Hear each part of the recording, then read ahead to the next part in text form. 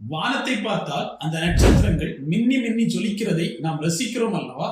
ஆனால் உண்மையில் நட்சத்திரங்கள் மின்னுவதில்லை. அதற்கு காரணம் பூமியின் வளிமண்டலம். நட்சத்திரத்தின் ஒளி நம்மை அடைவதற்கு பல அடுக்குகளான காற்றுகளின் வழியாக வருகிறது. அந்த காற்றின் அடுக்குகள் அசையும் போது ஒளியின் திசை சிறிது சிறிதாக மாறுகிறது. அதுவே நம் கண்களுக்கு நட்சத்திரங்கள் மின்னுவது போல் தெரிகிறது. ஆனால் சில மின்னும் நட்சத்திரங்களுக்கு ஒரு நாள் முடிவு உண்டு.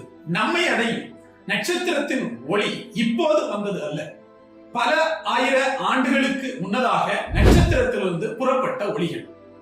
ஒளி ஒரு வினாடிக்கு 3 லட்சம் கிலோமீட்டர் வேகத்தில் பயணிக்கிறது. அதாவது ஒரு வருடம் பயணிக்கும் ஒளியை நாம் ஓர் ஒளியாண்டு என்கிறோம். நாம் காணும் நட்சத்திரத்தின் ஒளிகள் உண்மையில் கடந்த காலத்தின் ஒளியாகும். நட்சத்திரத்தின் மையத்தில் பெரு அழுத்தம் ஈர்ப்பு விசை காரணமாக சமநிலை குலைகிறது. அந்த நேரத்தில் நட்சத்திரத்தினுடைய எடையை தாங்க முடியாமல் அது சுருங்கி பெரும் வெடிப்பு உருவாகிறது. அந்த வெடிப்பில் பில்லியன் டிகிரி வெப்பநிலை உருவாகி இரும்பு, தங்கம், கார்பன் போன்ற மூலப்பொருட்கள் உருவாகுது.